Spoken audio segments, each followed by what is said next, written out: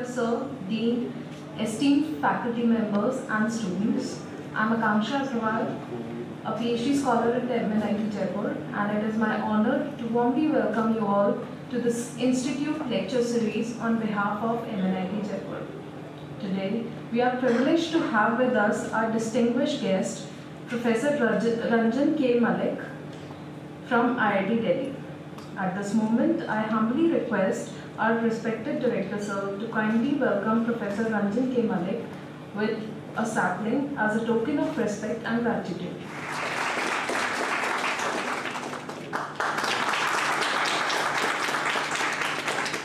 Respected guest, and then we'll move on to his lecture. Professor Ranjan K. Mallik is a professor in Department of Electrical Engineering at Indian Institute of Technology, Delhi, and a J.C. Bose National Fellow. He received his B.Tech degree from IIT Kanpur and the MS and PhD degrees from the University of Southern California, Los Angeles, all in electrical engineering. He has worked as a scientist at the Defense Electronic Research Laboratory, Hyderabad, India, and as a faculty member at IIT Kharagpur and IIT Guwahati. His research interests are in diversity combining and channel modeling for wireless communications, space-time systems, cooperative communications, multiple access systems, power-line communication, molecular communication, terahertz communication, difference equation, and linear algebra. He is a recipient of many awards: the Shanti Swaroop Bhatnagar Prize, the Dr. Vikram Sarabhai Research Award, the Khosla National Award, to name a few. He is a member at Eta Kappa Nu, the Fellow of IEEE, TWAS, the Indian National Academics INAI, INSA, NASI, and IASC, and Asia Pacific Artificial Intelligence Association. He has served as an area editor and an editor for many reputed IEEE transactions. He was a technical program committee co-chair for the Wireless Communication Symposium of Globecom 2008 and ICC 2010, for the PHY track of WCNC 2013, and for the Communication Theory Symposium of ICC 2021. These are only a very few of his number of achievements, and with this I request Professor Mallik to please take over.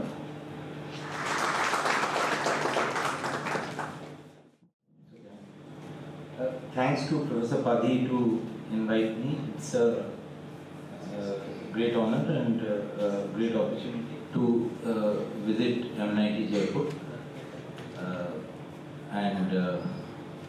So with that, let me start the main talk. And so as you see, the title is Multi-Level Signaling for Non-Coherent SIMO, that's Single Input Multiple Output. So basically, you have one antenna at the transmitter and multiple antennas at the receiver. That's one of the ways of achieving SIMO. You can do it in the frequency domain or the time domain also. This is spatial domain. That's the easiest way to understand in general. Okay.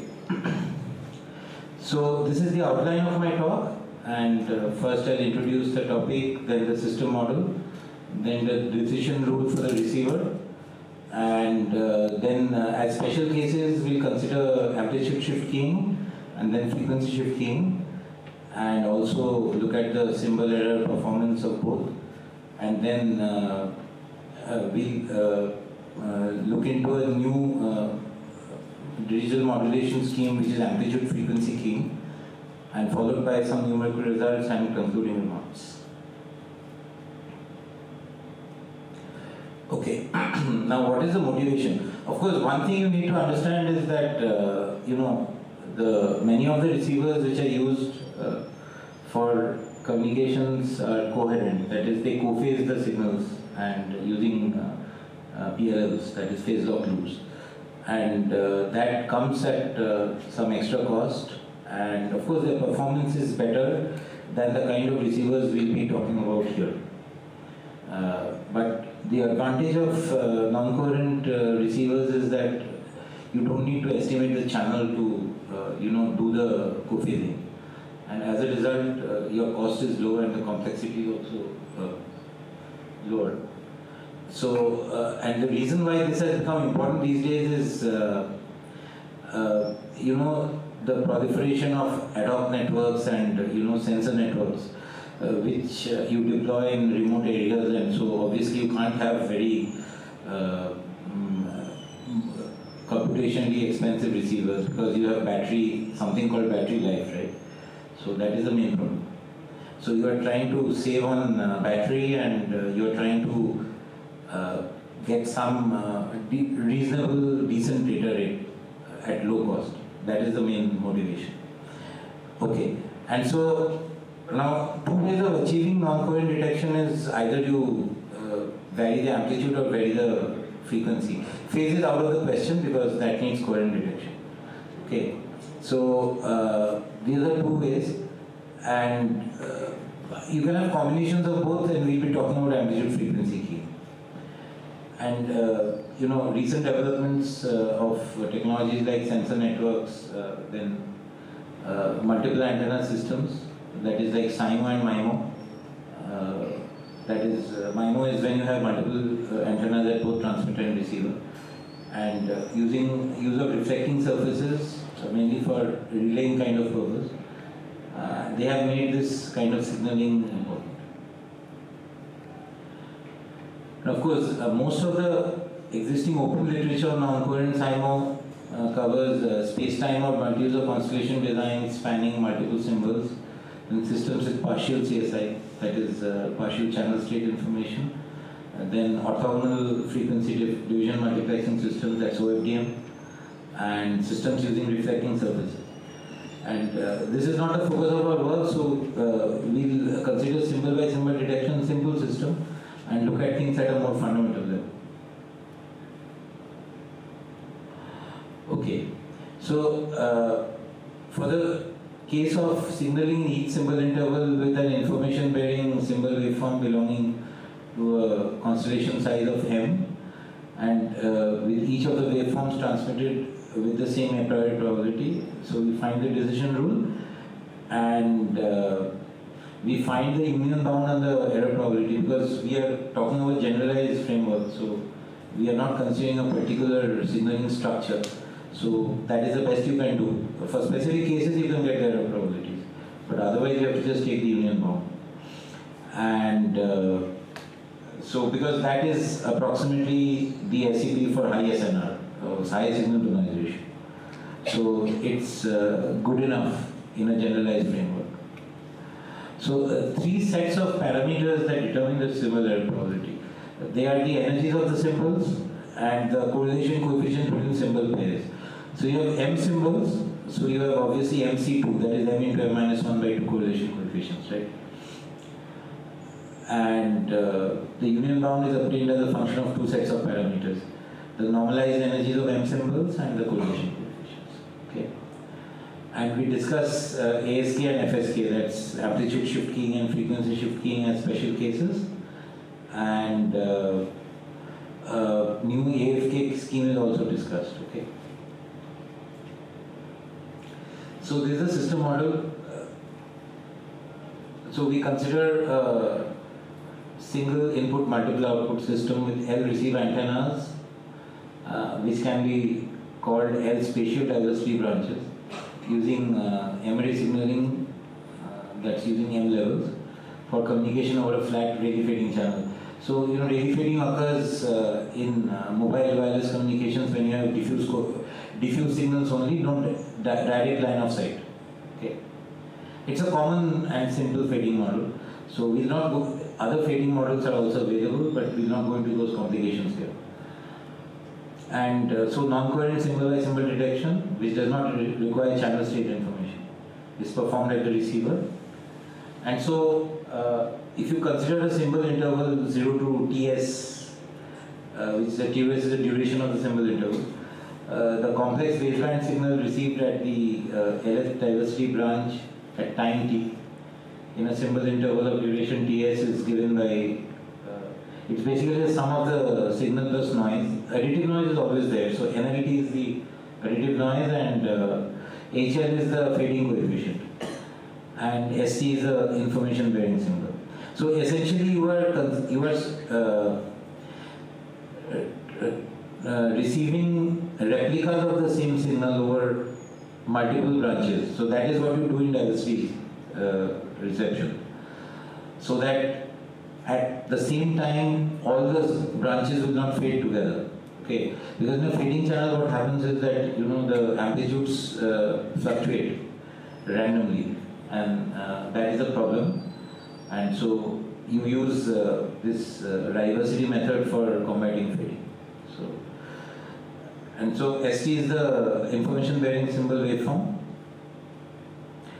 and obviously it is memory signaling, so M levels. Typically M is a power of 2, so you have 2, 4, 8, 16, etc. And that is because of the commonality of use of binary logic. If you have multi-level logic, then you can take any value of M. But so it's always 2, 4, 8, etc. Because the basic data is essentially binary. You can convert it to symbols, but you always do powers of 2 for efficient communication. Okay, so SM is the constellation which is of size M, and it takes one of M signals, S1 to SM. Okay, and each of these waveforms are between 0 to Ts. It's half open, half closed, right? As you can see later. And of course, they could be complex valued because typically what happens is you have a passband signal, you bring it down to baseband. So you can have an in-phase and a quadrature phase component. So you can have, they are together considered as complex quantity. So basically, two-channel reception is common in passband signals. And the carrier frequency will typically be much higher than the essential bandwidth of the signal. Okay, so HL is a random complex channel gain at the LS diversity branch, and NL is the additive white Gaussian noise, okay, or AWGN as we call it, of the LS diversity branch. And it's a complex circular Gaussian random process. Let's not go into the detail of the definition. They are independent, the noises, and the HLs, because of Rayleigh fading, mod of HL is really distributed. So HL is a complex Gaussian with zero mean and variance sigma n squared. And sigma n squared is the variance of the noise. That is also Gaussian distribution, complex Gaussian. And each of the M waveforms are transmitted with the same a priori probability of 1 by M. So what happens is, if you have typically what happens is the essential data may not have, like if you take a text, a book, English text, you have 26 alphabets, right? And the occurrence of each alphabet in a typical text, say of 10,000 words, is not uniform, we know that. So E is the most frequent, and there are less frequent occurring alphabets, and based on that the Morse code is designed. So what you do is, when you have non-uniformity in the data like this, you can scramble it and in a deterministic fashion, and then once you scramble it, you can transmit using the scrambled data will have uniform probability for all symbols, and then you can descramble it again over blocks and get the original back. So that's possible. Okay. Now another important thing is that the receiver has knowledge of the channel statistics but not of the channel state information. Okay. Of course it knows the signaling strategy, but the only thing is it does not know which of the M signals is transmitted. That's all about digital communication, that uncertainty. It is that uncertainty which you try to estimate or detect with least probability of error. That is the basic purpose of digital communication. And so that's regarding the part of the system model. And then of course the signals in general are correlated. So integral of Sj Si conjugate T, which is like a dot product of Si and Sj, they have a correlation coefficient of rho ij, okay, and energy of Ai squared, right? And so Ai squared is the energy of the IL symbol, and rho ij is the correlation coefficient between Si and Sj. And you can we define a symbol waveform vector which is St, which is column vector of S1t to SMT, and the correlation matrix if rho ij is the ijth element, Cij is the ijth element of the the symbol correlation matrix. It is S conjugate T S transpose T dt. It is a matrix because you have m by 1 and then multiplied by 1 by m. So the result is m by m. Simple matrix multiplication. Okay. So the ijth element is ai squared if I is equal to j, and ai is j rho ij if I not equal to j. If you have orthogonal signaling, then rho ij will be equal to 0 for I not equal to j, right? Which is possible in case of frequency shift key. And of course, you can express capital C as C1 to Cm as the columns. Okay.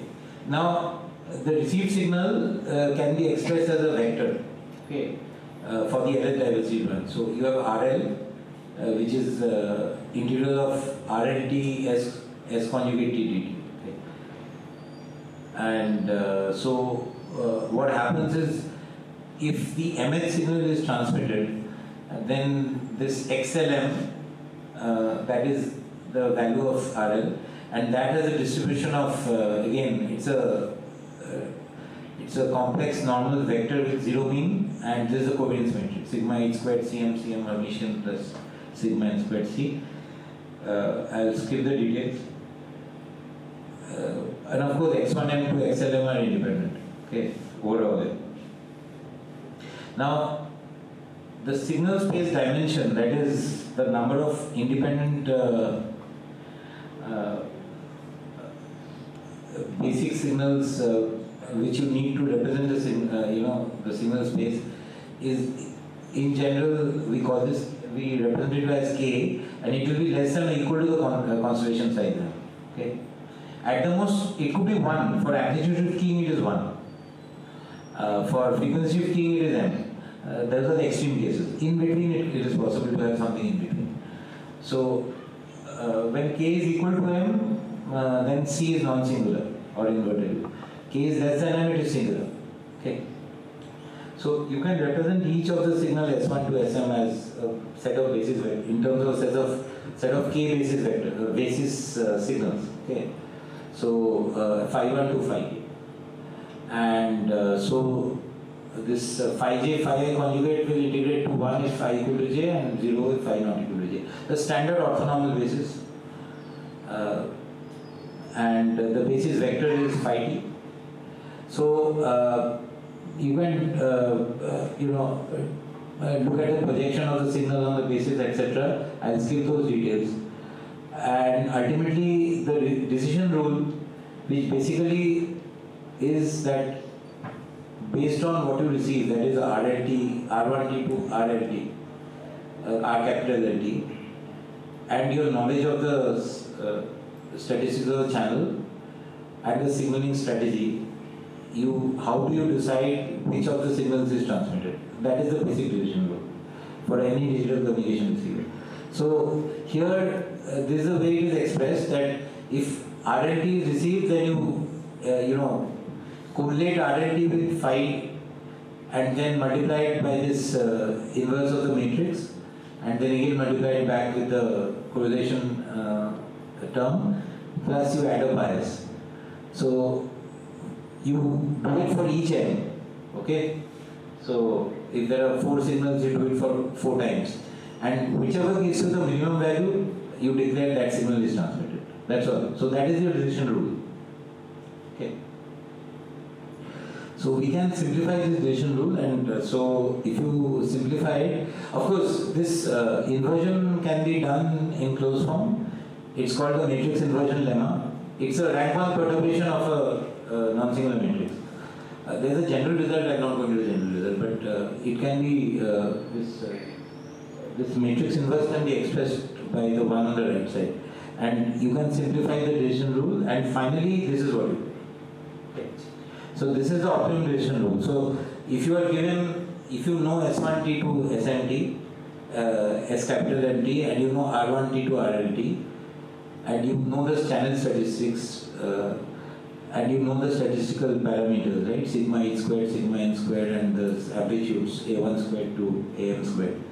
So based on that, this is what you do. You first multiply RLT by Sm conjugate T, integrate between the interval, over the interval, mod squared. This is essentially it's a envelope detection kind of operation. If you are using frequency shifting, it is equivalent to band pass filtering. And then divided by a bias term, okay, which is sigma n squared by am squared by sigma n squared plus 1. By a scale factor. And then subtract a bias term and see which of them is the maximum over all the possible values of them.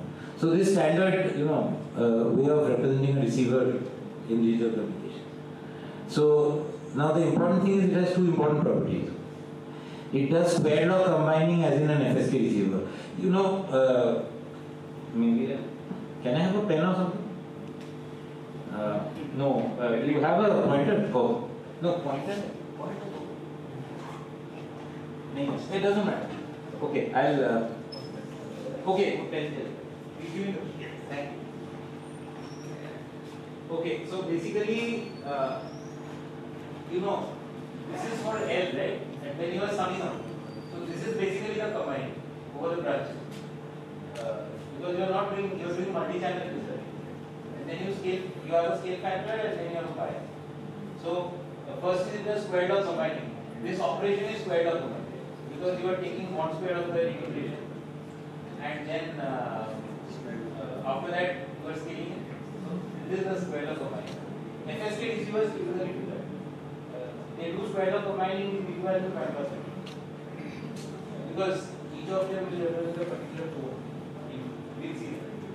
And then it has a symbol dependent scale factor of the square law combiner and a symbol dependent bias as in ASK. See, in frequency shifting, what happens is these are all equal over all. So this is not required at all. This bias is also same for all. This is also. Only you are left with only for FSK. But for ASK, what happens is that you do not have the basis.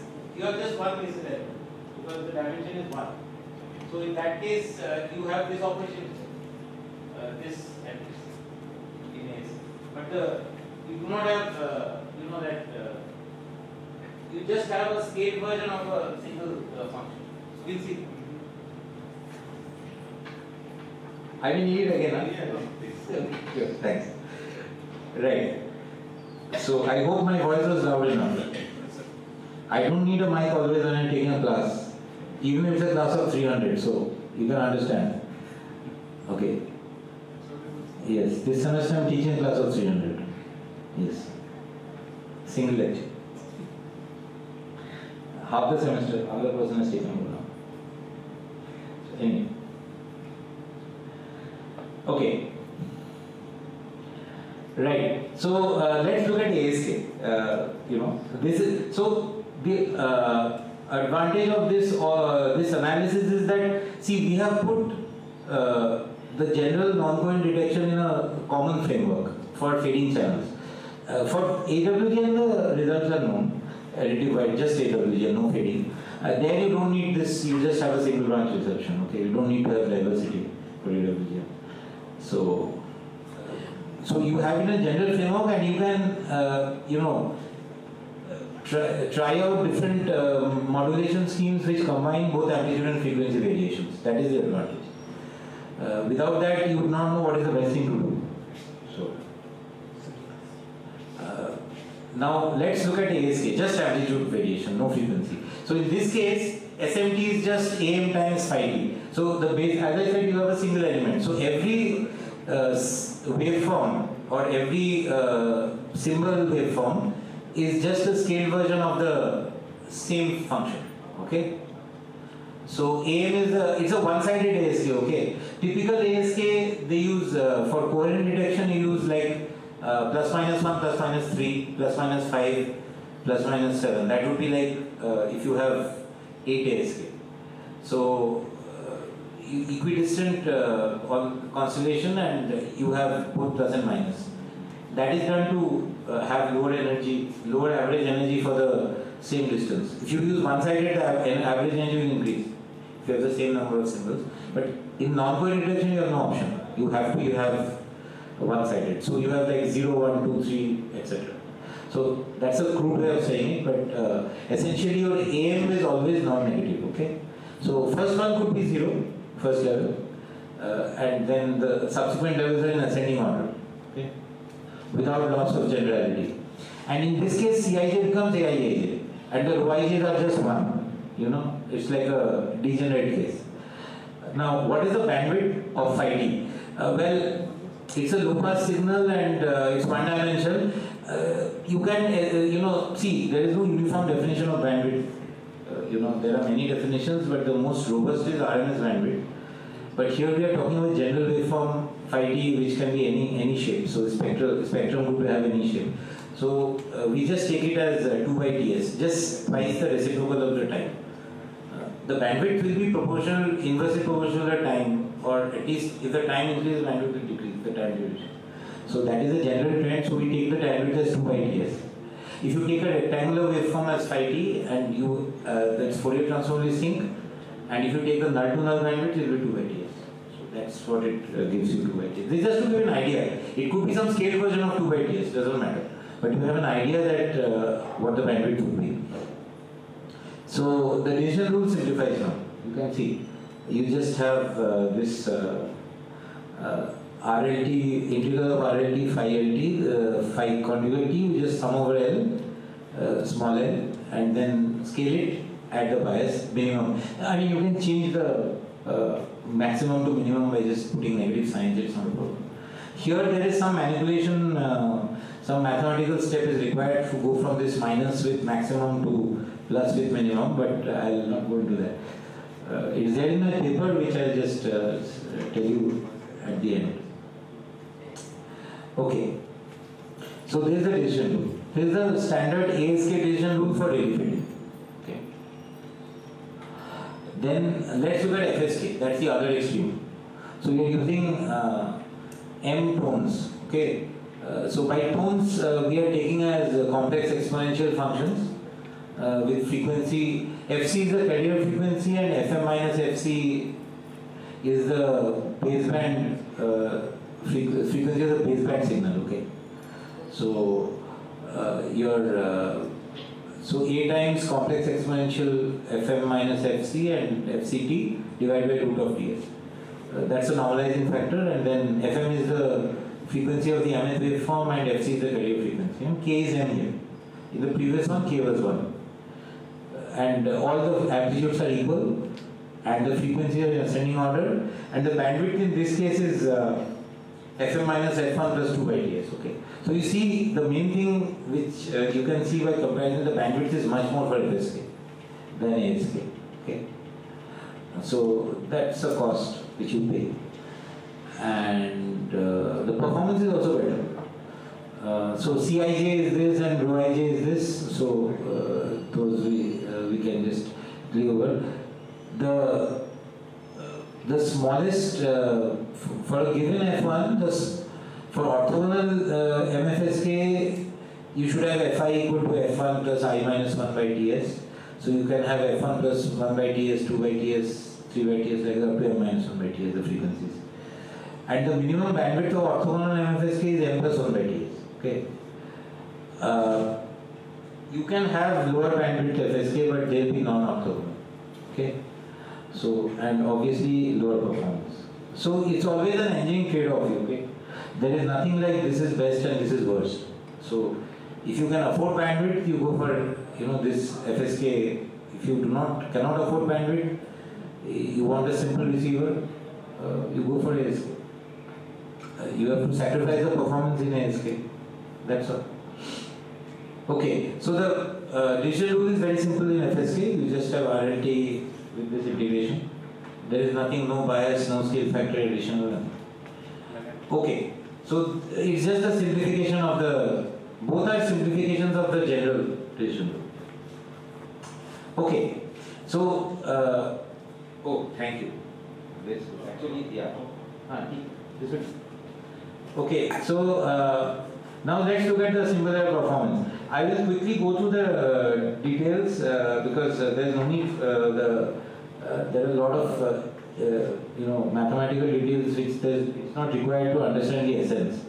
So here normally we analyze a pairwise error probability because it's a general signaling scheme. We do not know what signals, we can use it for any signal. So in that case, normally we take the probability that if SMT is transmitted, what is the probability that you wrongly detect it as SJ, where J is not equal to M. Okay, that's the way you define the pairwise error probability, and you can sum over all the possible pairwise error probabilities and get the union bound. So, and when the SNR is high, the union bound approximates the actual symbol error probability. So that's the basic philosophy of finding the PEP. Now the average signal to noise ratio per diversity branch is defined as capital gamma I. It is just the ratio of the variances of the channel and the noise into the square of the amplitude. And the average SNR is just the arithmetic mean of gamma 1 to gamma I. Right? And of course gamma 1 to gamma I are in ascending order, the first level could be 0. Need not always be though.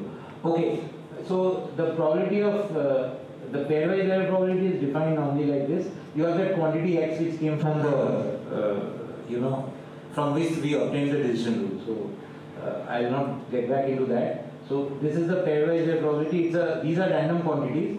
So to find the probability that this happens, right? Then that will give you the probability that m is wrongly decoded as j. And the decision variable is defined like this. So we use a characteristic function approach. Okay. So for random variables, if you have the probability density function, you can get a characteristic function from that, which is like the Fourier transform with omega replaced by minus omega. So here also we do the same thing. It has certain advantages in some cases, not always. So this is the characteristic function. Okay, it has a simple form, and these a and b are given by these. So they are in terms of gamma 1 to gamma m and these rows. That's all. They are only functions of those, nothing else, as you can see. The derivation of course needs some other results, so which I will skip. Okay, now the probability of m going as j can be expressed like this. This function g is defined like this, a simple function with exponential and some algebraic summation. And the g, a, b, and c, there are 4 arguments here. These are all real and non-negative, and n is a natural number. Right? This is symbol for natural numbers. And so p and j is this. If m less than j, it's this if m greater than j.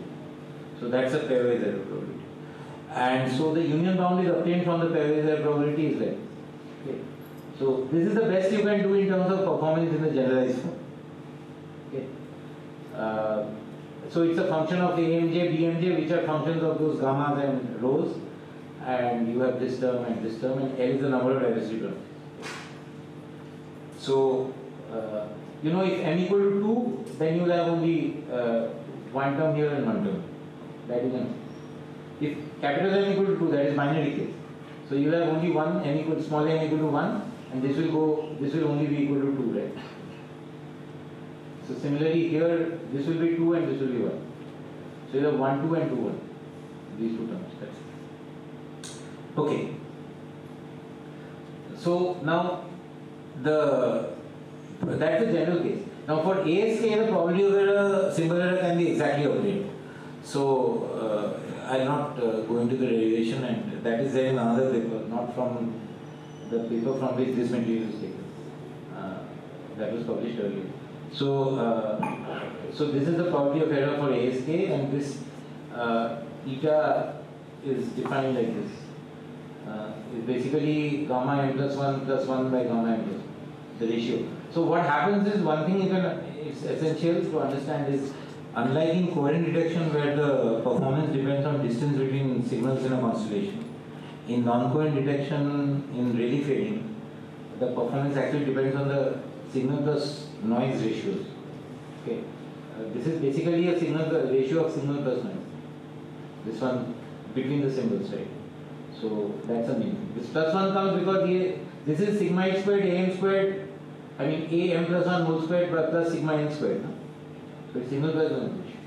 So it does not depend on the distance actually. So that is why if you use ASK and there is relief fading, the optimum spacing of signals should be geometric, not arithmetic progression. So that is an important result, but that is not the main focus of this work. Okay, and the diversity gain, which is basically defined as minus natural log of the probability of error divided by natural log of SNR with a negative sign. So that is, in this case, it is L by n minus 1. Basically, if you plot the probability of error versus the SNR in a log scale, it goes like this one. This at the higher SNR, it almost approaches a straight line. That absolute value of the slope of that straight line is diversity. So it's L by m minus 1. So if you have too many levels, then the diversity gain will reduce. The maximum possible you can get for 2 levels is L, which is the number of diversity branches. That is always known. You have that is the upper limit of the diversity. Okay, the probability of error can also be given in terms of the PV like this. So anyway, we have the actual expression, so it doesn't matter. Now let's look at FSK. FSK is not as simple in the general case. So here all the amplitudes are equal fine, and you have a single gamma, not gamma 1 to gamma m, and you have this rho which is a sinc function. Sine of pi x by pi x is sinc of x, and this is AMJ and this is BMJ, and you can get the pairwise error probability like this. Okay, and under the this is the union bound, and under the high SNR condition, which is this, that rho into 1 minus mod of gamma into 1 minus mod rho squared is very large. It approximates to this. So the best performance you have when it's orthogonal. Okay, that's clear. When rho is 0. So this is the, and of course here the diversity gain is L. You can see that because it's proportional to 1 over gamma to the power of L, right? So the diversity gain is L. Diversity order or diversity gain, same. Okay.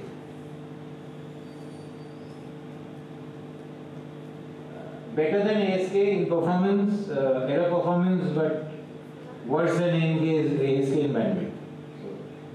Okay, for orthogonal MFSK, you can get a closed form expression for the probability of error. So this is what it is, and it can be obtained in a different way, not using this method. Okay, now let's look at amplitude frequency gain. So here, what we do is we take a weighted superposition of NF orthogonal tones, okay, with frequencies F1 to FNF in ascending order. And for each orthogonal tone, you have MA amplitudes, okay. So the number of signals is basically MA to the power of NF. Okay. And of course, MA will be a power of 2, so there is no problem. Overall, this will be a power of 2. There is no problem in that.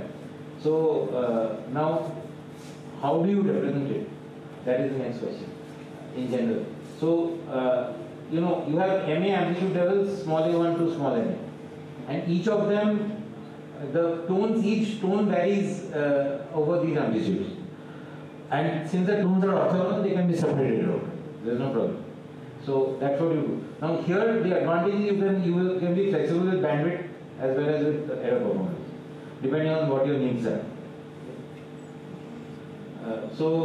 Now if you consider base MA integer, which varies from 0 to MA to the power of NF minus 1, then you can represent the integer with like this, mu 1j to mu nfj.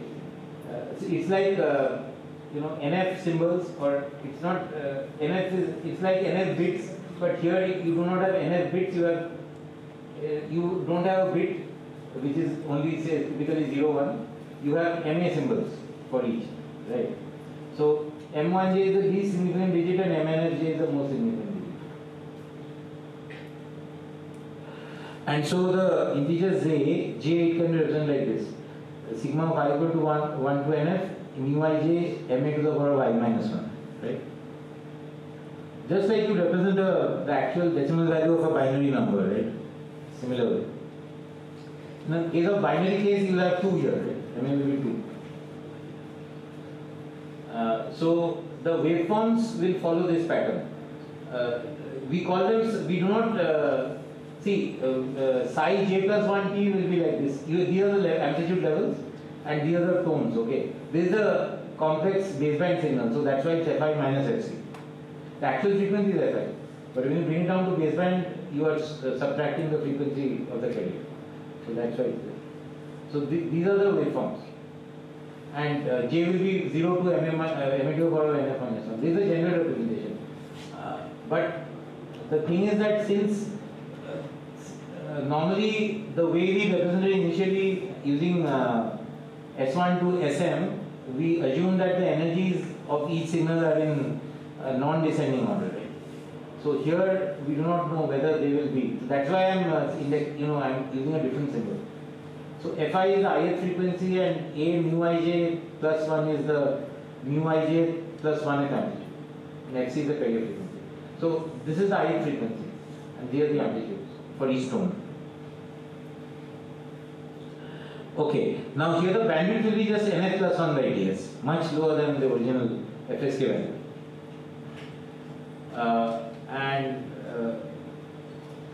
And orthogonal Ma to the power of Nf Fsk will have this bandwidth, which is much larger than this. Okay. Now the energy of the J plus 1 signaling waveform will be this. And these need not be in non-descending order. And therefore, now Am squared is the energy of the Mn symbol, right? This is always true, as per our notation. Okay, and here small m is going from 1 to capital M, which is Ma to the power of Nf. Now, we cannot do one-to-one equality between the signaling waveform psi mt and symbol waveform Smt. But specific cases we can do it. Now, these things are clear that E1 is A1 squared, E2 is A2 squared, and EM is AM squared, and EM minus 1 is AM minus 1 whole squared. Those are always true, based on our notation. In between, there may be some shuffling on a case-to-case basis. And psi 1 is S1t and psi m will be Smt. That is okay. And suppose, kappa 1 to kappa n with some permutation of 1 to n, so that this holds. Of course, kappa 1 will be 1 and kappa m will be m. In between, there may be some permutation. I'll go through an example.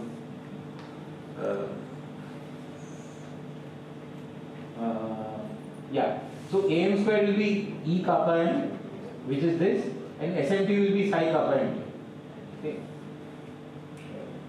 So now the average SNR per diversity branch of the jth amplitude level in this case is again the same way.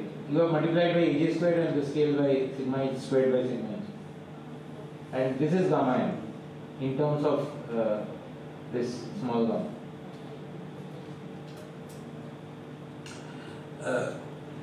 Of course, these come from the previous relation.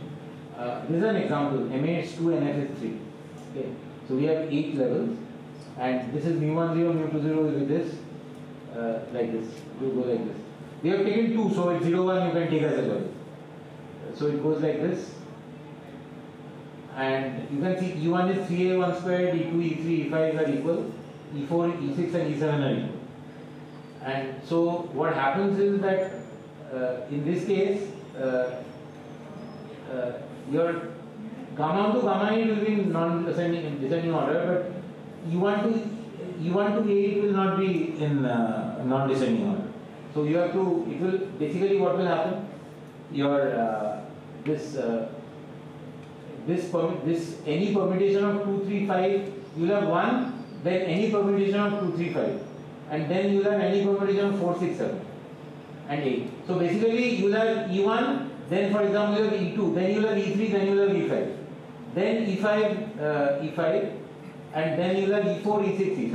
So that is the order it is in this case. So like that, case by case basis you can do it. It's not a problem. As long as you understand the general thing, it's okay. Right. Now, here of course, signal space dimension is only Nf, and constellation size is M to the power of Nf. I'll skip these things. So, this is the optimum receiver in this case, it looks like this. This VIM is essentially this. It is Sm, integral of Sm times 5 quantity. Okay. This this is also the same in terms of A you get this. So this is the optimum receiver, which is we just rewrote the optimum receiver which I have already found, the general case. But this is here again you have to do a search using MA to the power of NF, right? So if you want to reduce your search space, then we can do one thing. We can separate out the tones, and for each tone you can detect the amplitudes, and you can put your data together. So this is the way you can get a suboptimum receiver. This one. So what do? You first separate, you integrate RL by phi I. So you will only have the signal corresponding to ith tone. After that, you know it has only MA levels. So you can detect using the MA levels. This is a suboptimum receiver. It's not optimum, but it's much simpler. The number of operations needed are less. Okay, and of course, the similar probability of this will be higher than the optimum receiver similar probability. That is expected, but you can find it out easily. So, if the probability of error for the ASK part is given by this, okay, using the same old ASK formula, then you can get the overall probability error like this. It will be 1 minus the ASK probability to the power of NF. Okay. So this is the suboptimum receiver probability. It serves as an upper bound for the actual probability. But this is also working receiver, and this will give you this. And we only see the values, things will be clear. I'll show some plots. Okay. Now, normally the ASK levels can be chosen in geometric progression. As I said before, that's the best thing to do in this case. So gamma 1 plus to gamma MA plus 1 can be chosen in GP. And so you have a common ratio, the first level can be 0. Okay. Right. So now if you take the high SNR probabilities of error, you can take consider these quantities to be large. You can actually get the diversity order, which is L by MA minus 1. This is better than L by M minus 1, which we had for ASK, right? So it's a better diversity order, higher than. So you can get better diversity order than ASK, better performance than ASK if you use this, but less bandwidth than FSK. So that is the advantage. Of course, the performance will not be as good as FSK, but it's fine. Some compromise has to be done. You can't have everything together. Okay, so this is a high SNR formula for the ASK, asymptotic. This is pretty ideal for right, now let's look at some plots.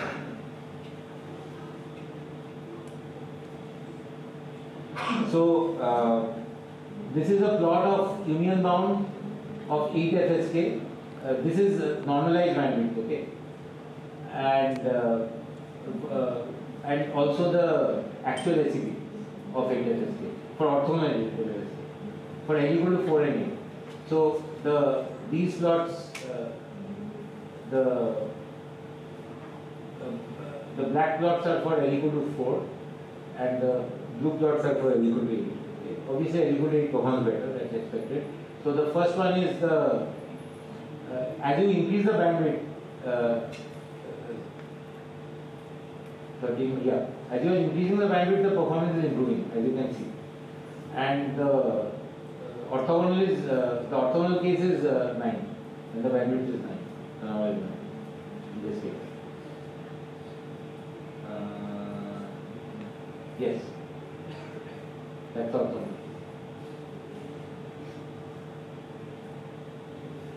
So this is, so you are increasing L, the performance is improving, and see, this is also another thing is the actual SCP versus the union bound. You can see this is the actual SCP and union bound, they are pretty close, right? The closeness is more here. So we are going from 13 to 23 dB, it's on the high side, and the probabilities are really low, 10 to minus 14 and all, which is kind of euphoric. But this is like probably more realistic, 10 to minus 6. Or this range is more realistic. Okay.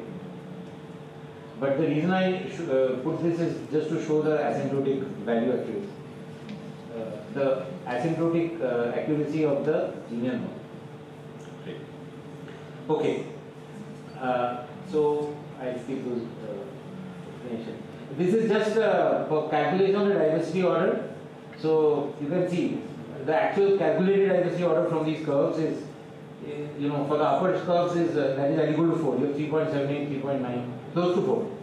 And here it's like close to 8. You can see the actual values of these slopes. Right.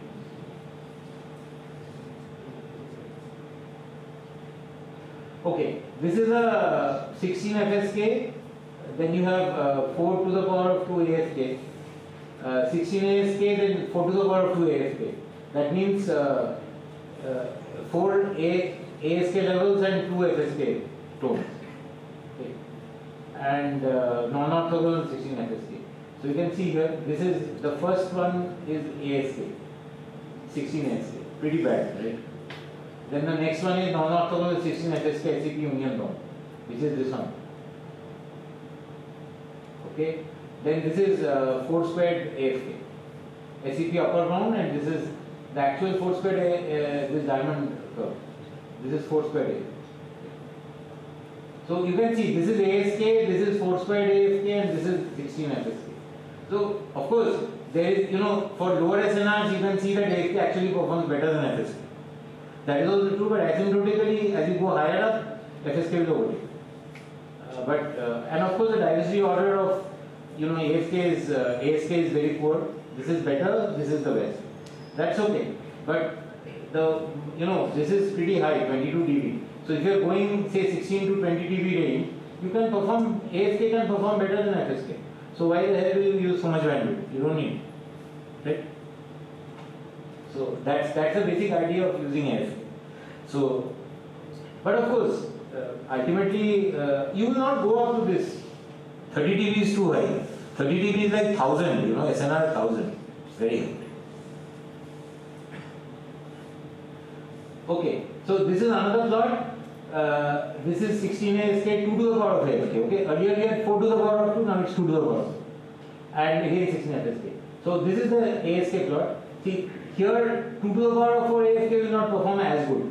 That one was better. Because 4 to the power of 2, I made a mistake. 2 to the power of 4 will perform better because, if you use more ASK levels, the performance will go down. If you use more FSK tones, the performance will improve. That is expected. So 4 to the power of 2 on the whole will perform worse than 2 to the power of 4. Though the actual levels are the same, the number overall. But never mind, it depends on how much bandwidth you can afford and how much performance you want. Right.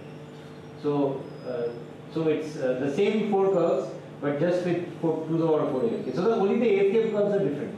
16 FSK and this one. Now the only difference is that here 16 FSK and 2 to the power of ASK have the same bandwidth. I took the bandwidth as the same. So the bandwidth is normalized. So that's why. Otherwise, it would be like FSK would. If you do not normalize, have the same bandwidth for both, then the bandwidth of FSK would be much higher. It will have much higher performance also. That's why I did.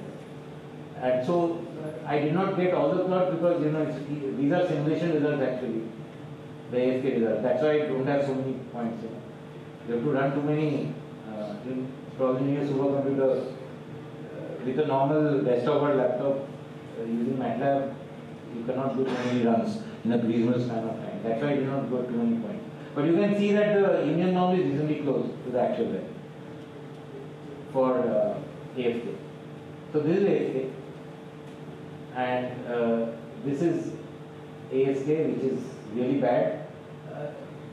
Strangely, this is FSK union norm. And I don't have the actual FSK plot, but for high SNR it will be close to the union norm, so it doesn't matter. So this is FSK. So actually here ASK is doing better, as you can see. Of course I have taken the same bandwidth. If I took lower bandwidth, it would be worse.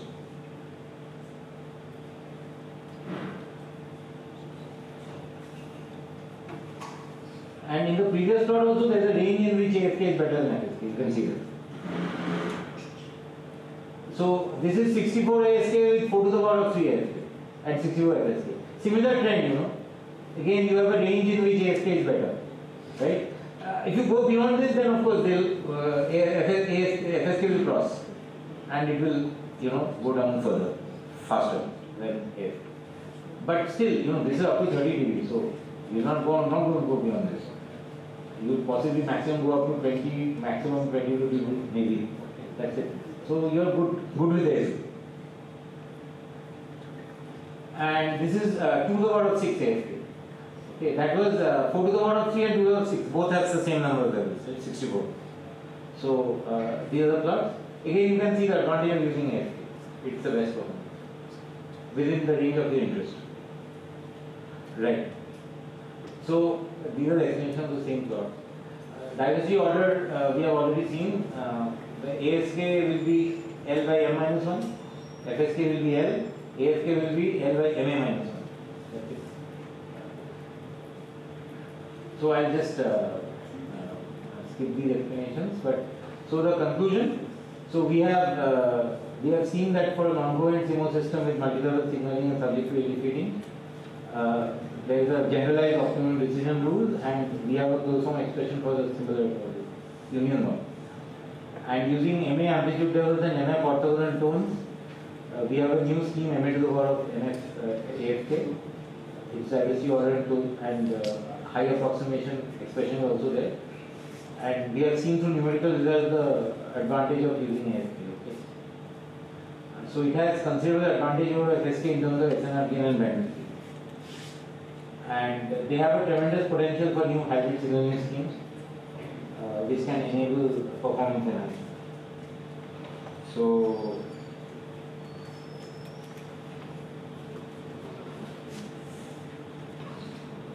sorry.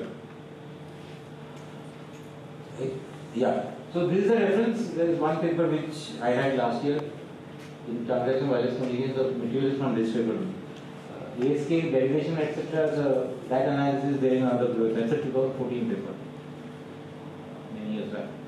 So that's it. Thank you for listening, and questions are welcome.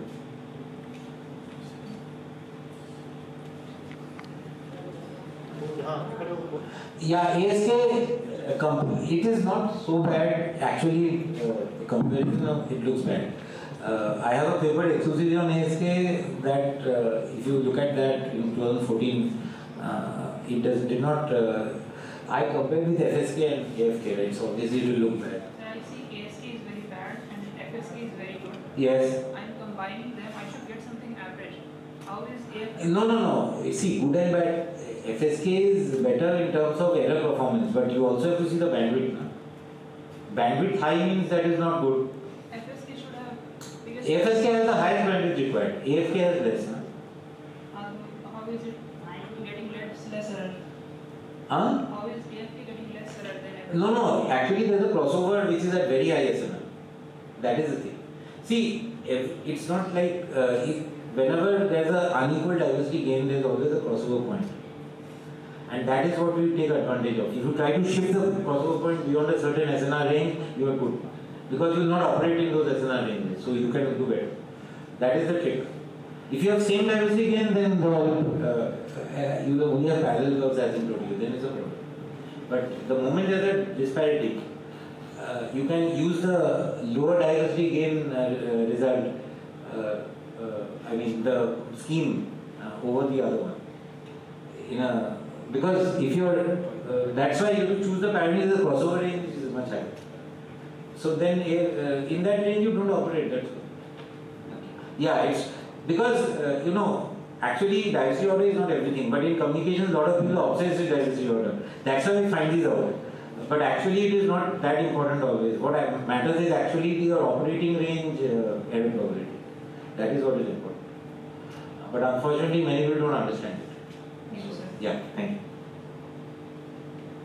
Most of the high-speed communication is coherent communication. Yes, that is because error probability is better. But then it comes at a cost. See, sensor networks and all, their purposes are different, okay? So you don't need the kind of data accuracy which you need for other kinds of communication.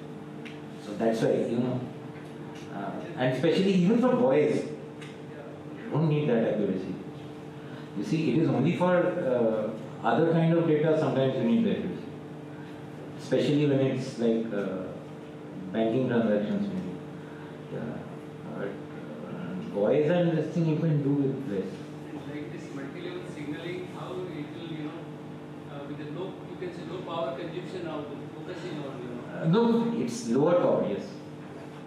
That's all. So that you can see the main problem which we have, and we all face it also, is the poor life of the batteries, right? We all know. See, the more in any mobile device, including mobile phones, the more advanced ones, the batteries are not that great. We all know that. You all keep carrying power banks and chargers all the time, don't you? Why do you do that? Because your battery cannot sustain. That is the main problem. So when you have to operate in remote areas, you cannot keep going there and charging every time. So you need to sustain for some time, and that is the main motivation. So that you do not have to bother so much with battery life. multi-level signaling, that is more amplitudes are working out. No, that is there because otherwise that helps to compress your data. Yeah, that is true. That is the reason why you have multi-level. Otherwise, you do only binary. Binary signaling you can do. Then your पूरा वो expand करेगा ना frame length.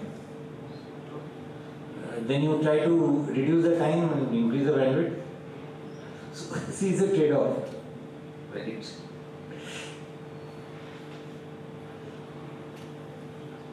Will it be any difference between both the optical frequencies and how? You mean in FSO? Right. Any scheme if we extend. See, optical में FSO में a lot of times they use intensity modulation. For this is perfect for intensity modulation. These are all non-coherent, na? Perfect for intensity modulation. And you don't bother about pluses and minuses. These are ideally suited.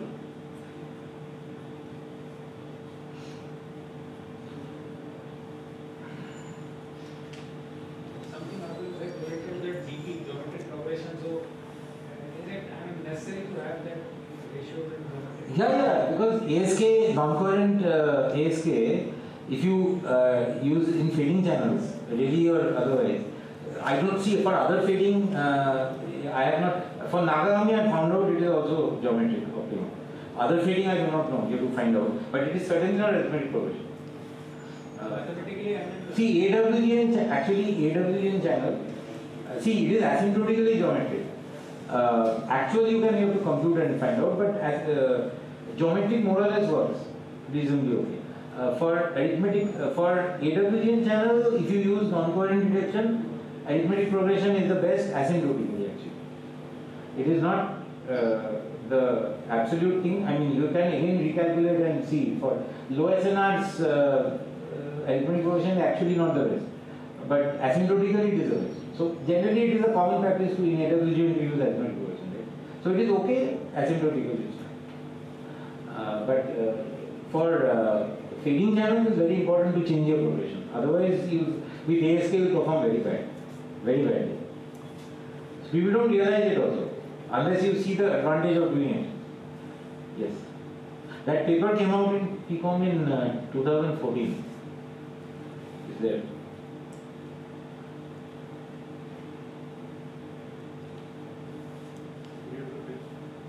Pardon? The which fading model we have? This is really fading, huh? Really fading. Yeah, simple.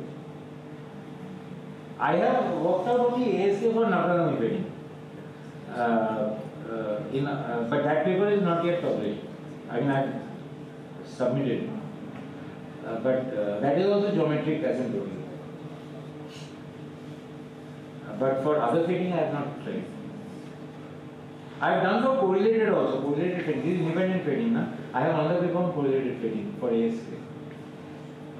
But that was also earlier, but this is much later. Thank you. Thank you, sir, for giving such an insightful and engaging lecture. I sincerely thank the audience for their kind attention and engagement. and all queries are already addressed. So I now request our respected director, sir, to kindly present the memento to our esteemed guest as a token of appreciation. Request you all to have the high tea is waiting outside for you all, and I wish that as these participants maybe all are invited in the next IELS series also. Thank you. Articles of Prof. Mallik. And if they wish, they can drop Yeah, yeah. email. Yeah, yes. Yes, as sir said, you can also follow the transactions for their research work, and you can see that all our, I think, MTech scholars and PhD scholars are here, so it is beneficial for their research work. So you can follow Ranjan Mallik transactions, and you can connect through email also. Thank you.